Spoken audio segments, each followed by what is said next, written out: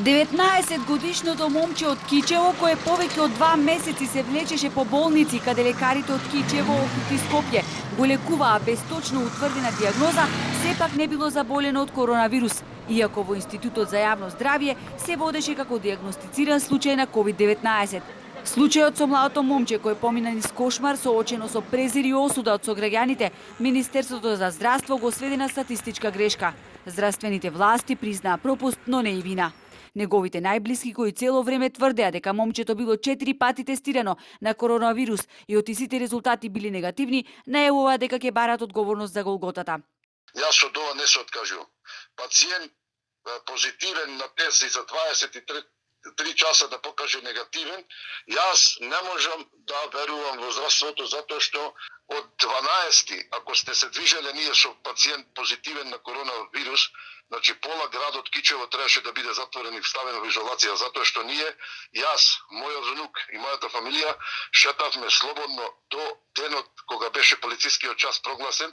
Од 17 февруар момчето е лекувано од грип, но бидејќи неговата здравствена состојба се влошила, лекарска помош побарал и на интерното одделение во Кичевската болница, поради специфичната клиничка слика со знаци на пневмонија. На 6 април било префрлено на инфективното одделение во Охридската општа болница, каде во рок од 24 часа било 2 пати тестирано на коронавирус.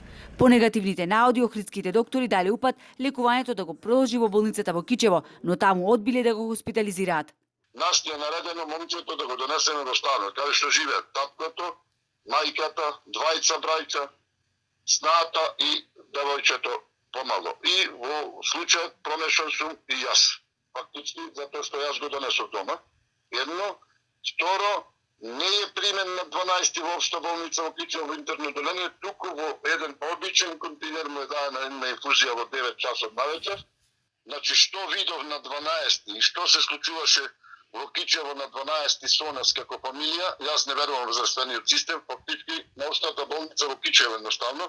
На крајот момчето заврши во Скопската болница 8 септември и додека лекарите 2 недели го лекува од белодробно заболување, неговото семејство помина 14 дена во домашна изолација, бидејќи како што стои во решението на Државниот санитарен и здравствен инспекторат биле во контакт со лабораториски докажано заболено лице од COVID-19, што се покажа како неточно.